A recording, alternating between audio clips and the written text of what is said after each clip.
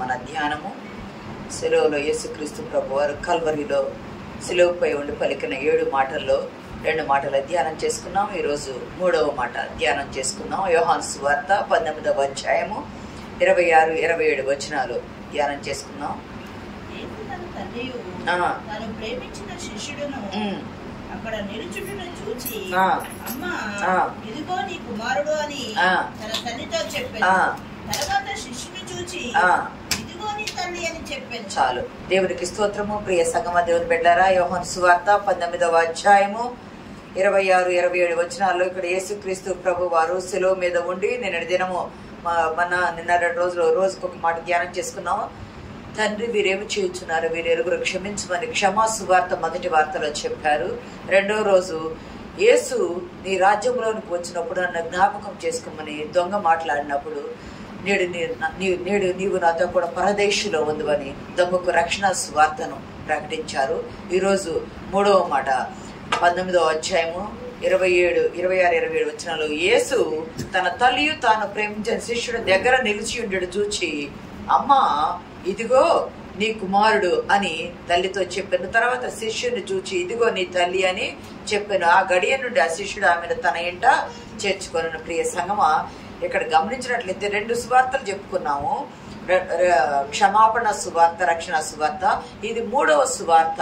శిలువ మీద ఉండి పలికిన ప్రభు చెప్పిన 7 మాటల 3వ మాట బాధ్యతాయుతమైన సువార్త. బాధ్యతాయుతమైన సువార్త. ఇక్కడ శిలువ దగ్గర మనం గమనిస్తే అనేకులు ఉన్నారని చెప్పుకున్నాము, కానీ శిష్యులందరూ పారిపోయారు.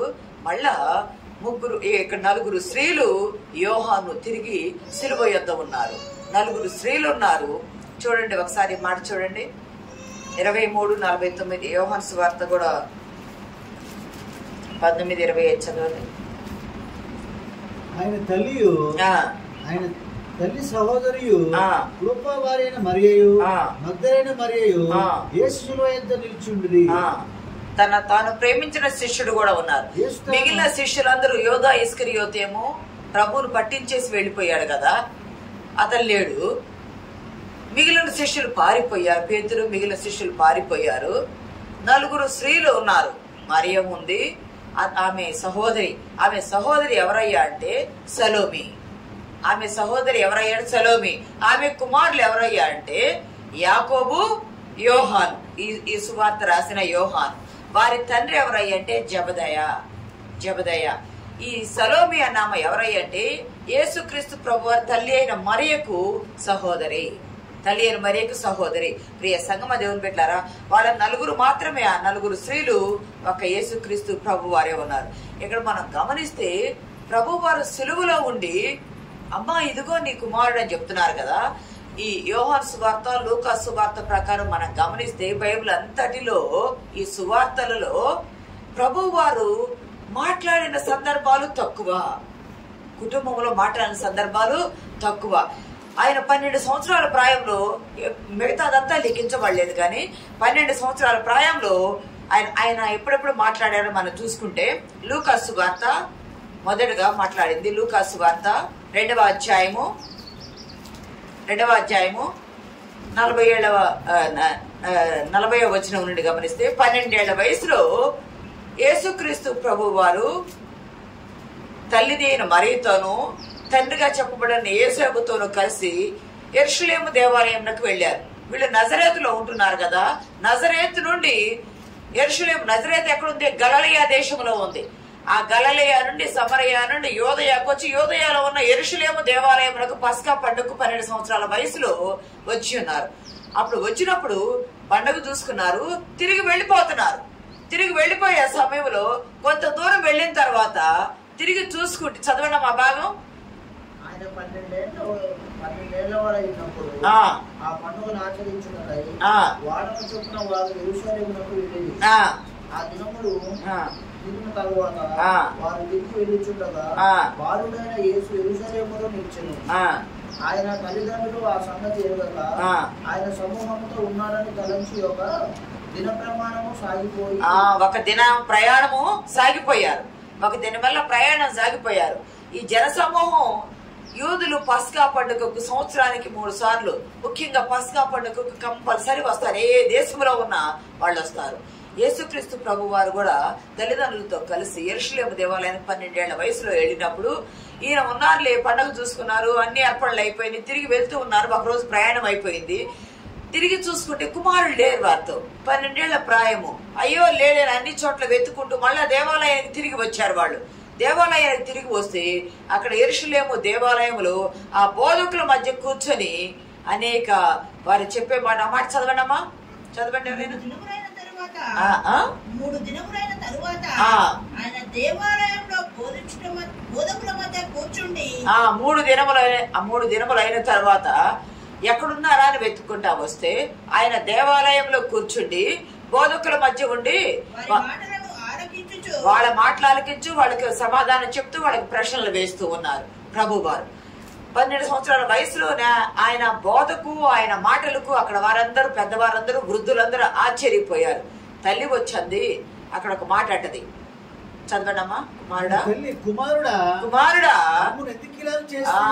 తల్లి వచ్చి ఆ కుమారుడు చూసి, బోధకుల మధ్య కుమారుడు కూర్చొని ఉన్నాడని చూసి వచ్చి, కుమారుడా మమ్మల్ని ఎందుకు ఇలాగూ చేసితివి అని అన్నప్పుడు, ఇదిగో నీ తండ్రియు నేనును దుఃఖపడుచు వెతుకుచుంటివి. ఇక్కడ ప్రభువారిని తల్లి ఒక మాట అడిగింది, కుమారుడా మమ్మల్ని ఎందుకు ఇలాగ చేశావు అంటే, మా వెంట రాకుండా నువ్వు ఇక్కడే ఎందుకు ఆగిపోయావు? నీ తండ్రియు నేనును మేము దుఃఖపడుచు నిన్ను వెతుకుచున్నాము అని అన్నప్పుడు ప్రభు వారు ఒక మాట అన్నారు, మీరేలా నన్ను వెతుకుచుంటిరి. మనం చెప్పాలనుకున్న 40 దినాల ధ్యానాల్లో ఇది ఒక అంశం, నాది ఒక టాపిక్. మీరేలా నన్ను వెతుకుచుంటిరి. మనకు అంత సమయం రాలేదు కానీ చెప్పుకోవడానికి. మీరేలా నన్ను వెతుకుచుంటిరి, నేను నా తండ్రి పనుల మీద ఉన్నానని మీరు ఎరగరా? అది నిజంగా ఈ మాట మీరేలా నన్ను వెతుకుచుంటే అని తెలుగులో మనం చెప్పుకున్నప్పుడు పరుషంగా అనిపించింది. కానీ ఇంగ్లీష్ లో కానీ చదివితే అంత పరుషమైన మాటగా అది లేదు. మీరు గాబ్రియల్ దూత తల్లితో మాట్లాడింది, తండ్రిగా చెప్పబడిన యేసేపుతో కూడా మాట్లాడింది. వాళ్ళకి తెలుసు, ఈయన జన్మ తెలుసు, ఈయన ఈ పుట్టుక అంత తెలుసు, ఈయన ఎందుకు వచ్చాడో తెలుసు, ఈయన ఏమి చేయాలో తెలుసు. మీరు ఎందుకు నన్ను వెతుకుతున్నారు? నేను నా తండ్రి ఇంటిని గురించి, ఇంగ్లీష్ లో తండ్రి హౌస్, ఫాదర్స్ హౌస్ అని ఉంటుంది, నా తండ్రి ఇంటిని గురించి నేను ఉండాలని, తండ్రి పనుల మీద ఉండాలని మీకు ఎరగరా? మీరు ఎరగరా అంటే, నేను ఎందుకోసం వచ్చానో మీకు తెలుసు కదా, నేను ఎందుకోసం వచ్చానో మీకు తెలుసు కదా అన్నారు. మరలా ఆ కుమారుని తీసుకుని వాళ్ళు వెళ్ళిపోయారు. అప్పటి నుండి ఆయన ఆ తల్లిదండ్రులకు లోబడి నజరేతులో ఉండెను అనే మాట ఉంటుంది. కిందకు వచ్చిన పోతే మొదటి సందర్భం. అక్కడ రెండవ సందర్భము యోహాను సువార్త 2వ అధ్యాయము 4వ వచనం చూడండి.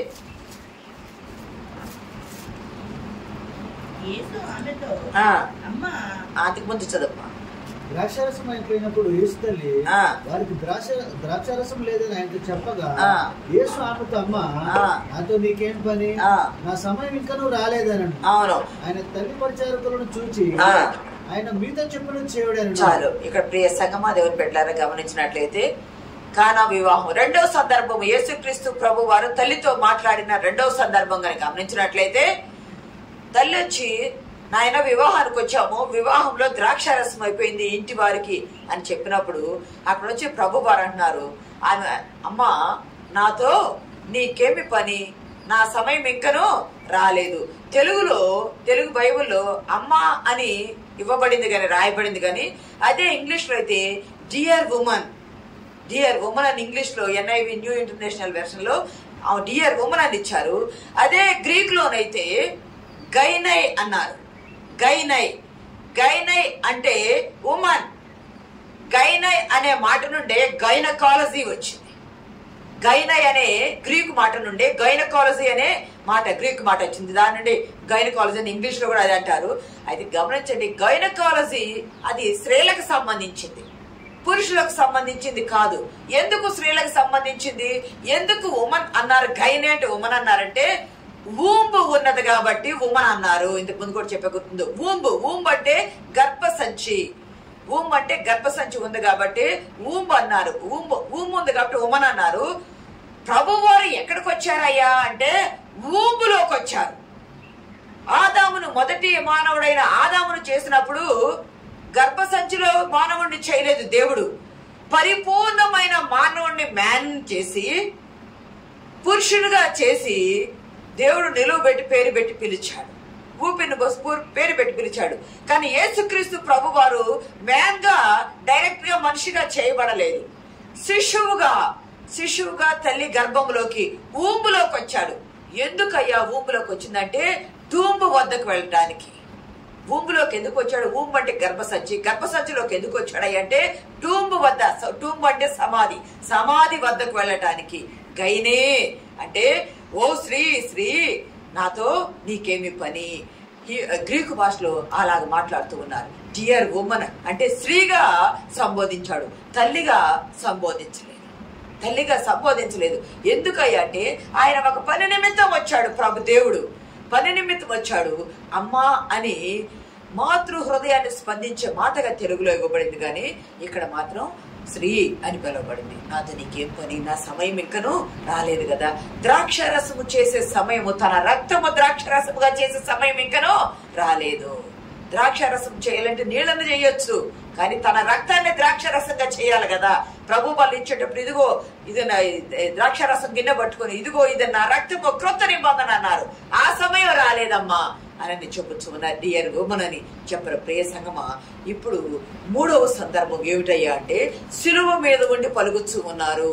శిలువ మీద ఉండి యేసుక్రీస్తు ప్రభు వారు పలుకుతూ ఉన్నారు. 7 మాటలు మాట్లాడారు. 2 మాటలు మనం ధ్యానం చేసుకున్నాం. 3వ మాట తల్లిని చూచి, తల్లి అసలు ఇక్కడ గమనిస్తే ప్రభు పరిస్థితి మనం కానీ గమనిస్తే ఆ తల్లి ఆమె కన్యగా ఉంది. ఒక పురుషునికి, యేసేపు అనే పురుషునికి, యూదా గోత్రము దావీదు వంశము నుండి వచ్చిన పురుషునికి ప్రదానము చేయబడింది. ప్రదానము చేయబడ్డ ఆ కన్యకు యొద్దకు వారు ఇంకా వివాహము చేసుకోనలేదు. ఆ కన్యకు యొద్దకు గాబ్రియేలు దూత వచ్చింది. నువ్వు గర్భవాసి అవుతావు, నువ్వు నీ కుమారుడు పుడతాడు, ఆయనకి యేసు అని పేరు పెడతాడు. ఇవన్నీ మనకు తెలిసిన సందర్భాలే. అయితే యూదా సాంప్రదాయంలో ఒక స్త్రీ ప్రదానము జరిగిన తర్వాత వివాహము కాకుండా గర్భవతి అయిందంటే భర్త దూరంగా ఉన్నాడు, భర్తగా ఎంచబడిన ఆయన దూరంగా ఉన్నాడు, ఈమె గర్భవతి అయింది. యూదా సాంప్రదాయ ప్రకారం, ధర్మశాస్త్రం ప్రకారం రాళ్లతో కొట్టి చంపాలి. అంటే వ్యభిచారం చేసిన స్త్రీగా ఎంచుతారు, రాళ్లతో కొట్టి చంపాలి. మరి అటువంటి సందర్భంలో ఆమె యేసుక్రీస్తు ప్రభువారు మెస్సయ్య తన గర్భవాసమున పుట్టబడుతున్నాడంటే నా పట్ల నీ చిత్తము సిద్ధించుగాకని కుమారుడు ప్రార్థన చేసినట్టుగా ఆమె తల వంచింది. ఎన్ని నిందలు పడిందో, ఎన్ని అవమానాలు పడిందో.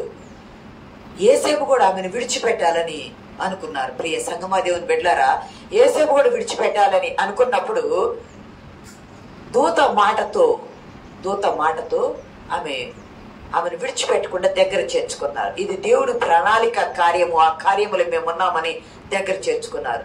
కానీ ఆమె గర్భవతిగా ఉన్నప్పుడు నజరేతు నుండి బెత్లెహేమునకు నిండు చూలాలు కనే సమయము, కూర్చోవడానికి వీల్లేని సమయంలో నిండు చూలాలు ఆమె గర్భవతిగా ఉండి గాడిద మీద బెత్లెహేమునకు ప్రయాణం చేసింది. కుమారుడు పుట్టిన తర్వాత కుమారుని కాపాడటానికి ఆమె ఐగుప్తునకు ప్రయాణం చేసింది. ఆయన హేరోదు చనిపోయాడని తెలిసిన తర్వాత, అతను చనిపోయాడని తెలిసిన తర్వాత తిరిగి వచ్చి నజరేతులో ఉంది. కుమారుని ఎంత దేవుని కుమారుడని ఎరిగింది కాబట్టి ఎంతో భద్రంగా జాగ్రత్తగా చూసుకుంది. 3 సందర్భాలు మాట్లాడింది, తక్కువ సందర్భాలు ఉన్నాయి. ఈ 3వ సందర్భంలో ఆమె అప్పటి నుండి వివాహము కాకముందు నుండే బాధలు పడుతూ వచ్చింది. ఇప్పుడు ఇంకా సిలువలో ఆ చిన్న కుమారుడు పుట్టినప్పుడు ఎంత సొగసు స్వరూపం ఉందో కదా. యెషయా గ్రంథం 53లో ఒక మాట ఉంటుంది చూడండి, 2-3 వచనాలు. 2-3 వచనాలు.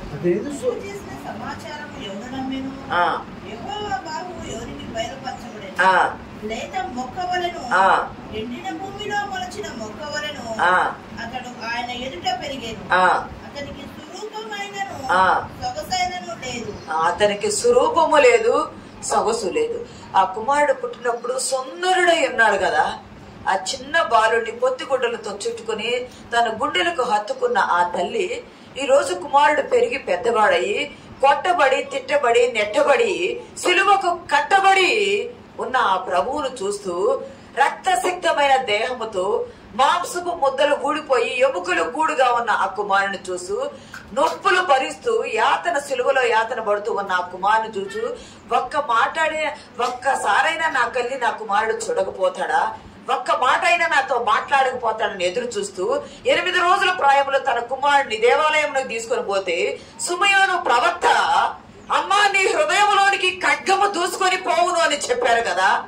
ఆ ఖడ్గము ఆమె హృదయంలో దూసుకొని పోతూ ఉంది. తన కుమారుడు చూస్తే చిన్న ముళ్ళు గుచ్చుకొని చిన్న ఇంత కాలితేనో లేదా ఇంత గాయం అయితేనో మన పిల్లలకు మనం తట్టుకోలేం కదా.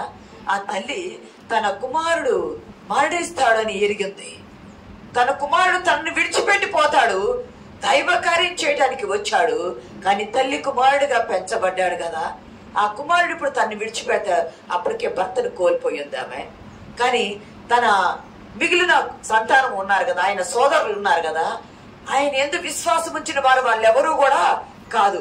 ఇక్కడ గమనించండి, యోహాను సువార్త 1వ అధ్యాయము 11వ వచనము 7వ అధ్యాయము 5వ వచనంలో ఒక మాట ఉంటది. ఆయన తన స్వకీయుల యొద్దకు వచ్చెను, ఆయన స్వకీయులు ఆయనను అంగీకరింపలేదు. 7వ అధ్యాయం 5వ వచనం కూడా చూడండి. ఆయన సహోదరులైనను ఆయన ఎందుకు విశ్వాసం ఉంచలేదు. గమనించండి ప్రియ సంగమా దేవుని బిడ్డలారా, ఆయన స్వకీయుల యొద్దకు వచ్చారు, ఆయనను వారు చేర్చుకోలేదు. ఆయన సోదరులు గాని ఆయన ఎందుకు విశ్వాసము ఉంచలేదు. విశ్వాసం గల తల్లి దేవుని ప్రణాళిక జరగటానికి తన ఊంబును ఆయన కొరకు సమర్పించిన తల్లి. అందరూ అన్ని రకాల కానుకలు అర్పిస్తారు, కానీ ఆమె తన జీవితాన్ని తన ఊంబును ప్రభువునకు సమర్పించి దేవుని నామానికి మహిమ కలుగును గాక. ప్రియ సంగమా, ఇక్కడ ఆ తల్లి విశ్వాసము లేని సహోదరులకు తన తల్లిని ఎలాగ అప్పచెప్తాడు? విశ్వాసం లేదు, ఆయన ఎందుకు విశ్వాసం ఉంచలా. విశ్వాసం లేని తల్లిని అక్కడ ఉంచితే నీ కుమారుడు ఎట్లా చేశాడు అట్లా చేశాడని ఎన్నో హింసలకు ఆమెను గురి చేస్తారు. ఏమి చెయ్యాలో తెలియని స్థితి. కానీ సిలువ మీద ఉండి ప్రభువు తాను నేర్చుకున్న తాను చెప్పిన మాటలు సీనాయి కొండ దగ్గర మోషేకు దేవుడిచ్చిన 10 ఆజ్ఞలు ఉన్నాయి కదా. 10 ఆజ్ఞల్లో నిర్గమాకాండం 20వ అధ్యాయం 12వ ఆజ్ఞ ఏమిటంటే, నీవు నీ దేశంలో నివసించినప్పుడు నువ్వు దీర్ఘాయుష్మంతుడు వగినట్లు నీ తల్లిని నీ తండ్రిని సన్మానించుము. నీ తల్లిని నీ తండ్రిని సన్మానించుము అంటే తల్లి పొత్తి గుడ్డలతో ఎన్నో నొప్పులు పడి కని పెంచి మలమూత్రాలు సమస్తము నీకు శుద్ధి చేసి నిన్ను పెంచి పెద్ద చేసి నీకు ఒక జీవితాన్ని ఇచ్చి నిన్ను ఉన్నత స్థితిలో నిలబడడానికి ఎంతో ప్రయాసపడటంలో తల్లి పాత్ర చాలా గొప్పది. అంత గొప్పగా ఉన్న ఆ తల్లి ఈరోజు తన కుమారుడు చూస్తే తనను ఆదరించే స్థితి లేదు, తనను చూసే స్థితి లేదు, ఏమి చెయ్యాలో తెలియని దిక్కులేని స్థితిలో ఆమె దీనురాలుగా ఉంది, ఆమె దయాప్రాప్తురాలుగా ఉంది.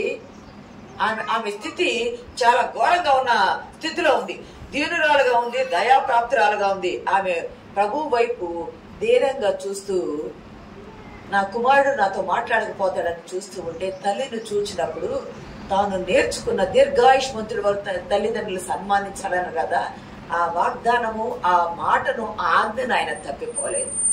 తాను ఈ లోకాన్ని విడవబోతున్నాడని తనకు తెలుసు. విడవబోయే తన లోకాన్ని, ఈ లోకాన్ని విడవబోతున్నా మరి నా తల్లి బాధ్యత అంటే ఈ లోకములో ఉన్న ప్రజలకు, మానవ జాతికి రక్షకుడు ఇచ్చే సందేశం ఏమిటంటే, మిమ్మును కన్న తల్లిదండ్రులను మీరు విసర్జించవద్దు, విస్మరించవద్దు, బాధ్యత కలిగి ఉండాలా. కొన్ని సంవత్సరాల తర్వాత మనం అదే స్థితిలోకి వస్తాం, కొన్ని సంవత్సరాల తర్వాత మనం కూడా అదే స్థితిలోకి వస్తాం. ఎంత తేడా ఉంటుంది? 20 ఏళ్ళు 25 ఏళ్ళు తేడా ఉంటుంది మనకు, మన తల్లిదండ్రులకు. మనం వచ్చిన తల్లిదండ్రులకు మనకు 25 ఏళ్ళు తేడా ఉంటుంది. మీ తల్లిదండ్రులను మీరు విసర్జించొద్దు. ఏ స్థితిలో చెప్పాడు ఆయన ఆ మాట? ఏ స్థితిలో బాధ్యత చెప్పాడు శిష్యునికి ఆ మాట? అంటే వీపున గాయాలయ్యి, తలకు ముళ్ళు కిరీటం పెట్టబడి, చేతులకు గాయాలు, కాళ్లకు గాయాలయ్యి, ఈ గాయాలు అయి ఉన్న ఆ స్థితిలో ఆ నొప్పులు బాధపడుతూ తానున్న స్థితిలోనే తన బాధ్యతను నువ్వు ఏ స్థితిలో ఉన్నా, నువ్వు మరణించే స్థితిలో ఉన్న నీ బాధ్యతను నువ్వు విస్మరించరాదని ప్రభు వారు ఇక్కడ మనకు తెలియజేస్తూ ఉన్నాడు. తాను మరణావస్థలో ఉన్నా కూడా తన బాధ్యతను విస్మరించకుండా చివరి సిలువలో తాను భూమి మీదకి సంబంధించిన బాధ్యతను అప్పచెప్పడం చివరి బాధ్యత ఇది. ఇంకా ఆయన చేయవలసింది ఏది కూడా లేదు. అందరినీ క్షమించమని, భూమి మీద ఉన్న సర్వ మానవాళ్ళని క్షమించమని చెప్పారు. దొంగను క్షమించి రక్షణ సువార్తను చెప్పారు. చివరికి తల్లిని చూసి అమ్మా అంటే ఇక్కడ కూడా ఉమ్మన్ అని ప్రభు వారు పిలుస్తున్నారు. ఇక్కడ కూడా గైనే అంటే లేదా స్త్రీ అని పిలుస్తున్నారు. పిలుస్తూ ఇదిగో నీ కుమారుడు, ఇదిగో నీ కుమారుడు, ఇంకా నేను నీ కుమారుడిని కాను, నేను వెళ్ళిపోతున్నాను, ఇదిగో నీ కుమారుడు అని శిష్యుని చూసి ఇదిగో నీ తల్లి అని చెప్పగా ఆ గడియ నుండే, ఏ గడియ నుండి ఇంటికి వెళ్ళి దత్తత కార్యక్రమాలు ఏం పెట్టుకోలేదు, ఆ సిలువ యొద్ద ఆ గడియ నుండే ఆ కుమారుడు ఆ తల్లిని చేర్చుకున్నాడు. ప్రియ సంగమా, దేవుని బిడ్డలారా, ఆ కుమారుని దీన స్థితి చూస్తే సొగసు స్వరూపము లేకుండా గుర్తుపట్టలేనంతగా మారిపోయాడు ఆ కుమారుడు. మొహం అంతా గుద్దబడి, మొహం అంతా వాచిపోయి గుర్తుపట్టలేని స్థితిలో మారిపోయిన ఆ కుమారుని చూస్తా ఆయన పదాజ్ఞలు కూడా మర్చిపోకుండా గైనే శ్రీ ఇదిగో నీ కుమారుడు నీ బాధ్యత అప్పచెబుతూ ఉన్నాడు. ఏ ఆధారము లేని దానిగా ఉన్న ఆ తల్లిని చూచి ఆ తల్లికి ఒక ఆధారము, ఒక ఆశ్రయము, నిన్ను అనాథలుగా విడువను నీ ఎద్దుకు వస్తానన్నాడు కదా, ఆధారాన్ని చూపించాడు, ఆశ్రయాన్ని చూపించాడు. సిలువలో ఉండి తనకు జన్మనిచ్చిన తల్లిని మర్చిపోక బాధ్యతగా శిష్యునికి అప్పచెప్పాడు. ప్రియ సంగమా, దేవుని బిడ్డలారా, ధైర్యపరిచాడు తల్లిని. భూమి మీద ఉండి చేసిన చివరి కార్యము ఇదే. ఆయన సిలువకు రాకముందు కట్టబడిన గాడిదను విప్పి ఉన్నాడు. సిలువకు రాకముందు తప్పిపోయిన జక్కయ్యను సరిచేసి ఉన్నాడు. సమరయ స్త్రీ యొద్దకు వచ్చి పరిచర్య చేసి ఉన్నాడు. చివరికి సిలువ మీద ఉండి కూడా శరీర సంబంధమైన బాధ్యతను విస్మరించక తన శిష్యునకు అప్పచెప్పాడు. సిలువ మీద ఉండి తన తల్లి వైపు చూస్తే తల్లి దీనంగా దయార్థ హృదయంతో ఆయన వైపు చూస్తూ ఉన్నప్పుడు ఎంత జాలి, ఎంత కరుణ, ఎంత అనురాగం, ఆప్యాయత కలిగిందో ఆ కుమారునికి. ఆమె వైపు చూస్తూ ప్రేమగా గైనే అని పిలిచారు, శ్రీ అని పిలిచారు. అంటే ఇక్కడ తెలుగులో అమ్మా అని ఇవ్వబడింది. ఆ మాట ఆమె కనేటప్పుడు పేగులు తొరికిపోయింది నొప్పులతో. కన్న తర్వాత సిలువలో ఉండి కుమారుడు పిలిచినప్పుడు పేగులు తొరికిపోయింది కుమారుని వైపు. ఆ తల్లి చూసింది. ప్రియ సంగమా, తృణీకరించరాదు. వృద్ధాప్యములో ఉన్న తల్లిదండ్రులను తృణీకరించరాదు. తృణీకరించేవారు తృణీకారం పొందుతారని వాక్యంలో ఉన్నది కదా, తృణీకరించరాదు. శిష్యుని గొప్పచెప్పి బాధ్యత తీర్చుకున్నారు. మరి భూమి మీద ఆ శిష్యుడు ఏం చేశాడు? తాను తల్లి బ్రతికినంత కాలము యెరూషలేములోని యోహాను ఇంటనే ఉన్నది. యోహాను అపొస్తలుల కార్యాల గ్రంథము 1వ అధ్యాయము 14వ వచనం చూడండి.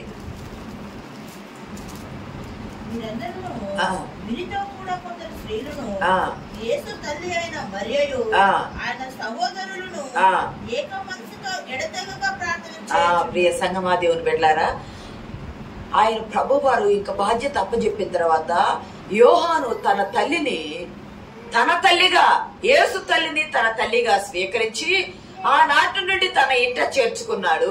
బాధ్యతగా ప్రేమగా చూశారు. ఈ తల్లి ఎలా ఉంది? తర్వాత సహోదరులు కూడా మారారు. కానీ ఈ తల్లి ఎలా ఉన్నాయి అంటే, కుమారుడు అప్పచెప్పిన కుమారుని ఎద్దే ఉంది గాని మళ్ళా యేసు సహోదరుల ఎద్దుకనే వెళ్ళలేదు. కొంతమంది అయితే ఎఫెస్ వెళ్ళింది, ఎఫెస్ లో ప్రభుతో పాటు ఉన్నది, ప్రభు యోహాను పరిచర్య చేస్తున్నాడు కదా, ప్రభు అప్పచెప్పిన యోహానుతో పాటు అక్కడ ఉన్నది అని అన్నారు కొంతమంది. కానీ యెరూషలేములోని యోహాను యొద్దని ఆమె ఉన్నదని మేడగదిలో పరిచర్యలో తాను బ్రతికినంత కాలం మేడగద పరిచర్యలో ఉండి ప్రార్థన చేసే తల్లిగా ఉందంట. ప్రియ సంగమా, దేవుని బిడ్డలారా, ఈ రోజుల్లో ప్రార్థించే తల్లులు కావాలా? దూషించే తల్లులు కాదు, దీవించే తల్లులు కావాలా? ప్రార్థించే తల్లులు కావాలా? ఈ ప్రార్థించే తల్లి తన కుమారుని నిమిత్తము, సర్వమానవాళి నిమిత్తము ప్రార్థన చేటుకు ఏర్పాటు చేయబడ్డ సంఘంలో ఉన్నది. ఈ రోజు తల్లి కుమారుల బంధం అంటే సంఘము, విశ్వాసము, సహవాసము. సంఘమే తల్లి, సంఘమే తల్లి. విశ్వాసులే కుమారులు, కుమార్తెలు. విశ్వాసుల కుమారులు, కుమార్తెలు. ప్రియ సంగమా, దేవుని బిడ్డలారా, తల్లిదండ్రులు ఇక్కడ మరియా ధన్యురాలుగా ఉంది, మరియా దీనురాలుగా ఉంది, మరియా దయాప్రాప్తురాలుగా ఉంది. ఆమెను స్వీకరించిన కుమారుడు కూడా ధన్యుడయ్యాడు. ఆ కుమారుడి తర్వాత యోహాను పత్రికల్లో కూడా తల్లి ఘనమైన తల్లిగా ఆమెను సంఘాన్ని ఎంచాడు. ప్రియ సంగమా, దేవుని బిడ్డలారా, మన బాధ్యతను మనం విస్మరించరాదు. మన బాధ్యతను మనం విస్మరిస్తే ప్రభు శిలువ మీద నుండి చెప్పిన ఆజ్ఞను మనం తిరస్కరించిన వారుగా ఉంటాం. ఆజ్ఞలు విస్మరించరాదు. ఆయన సన్నిధానములు శిలువ మీదుండి అప్పజెప్పబడిన ఆ బాధ్యతను యోహాను నెరవేర్చాడు. మనము కూడా మన తల్లిదండ్రులు ఎలా బాధ్యత కలిగి బాధ్యతగత పిల్లల వలె ఉండాలా. విశ్వాసులు కూడా సంఘము ఎడల, సేవకుల ఎడల బాధ్యత గల పిల్లలుగా ఉండి ప్రభు ఆజ్ఞ నెరవేర్చినట్లు పరిశుద్ధాత్మ దేవుడు మనకు సహాయం దయచేయును గాక. ఆమేన్.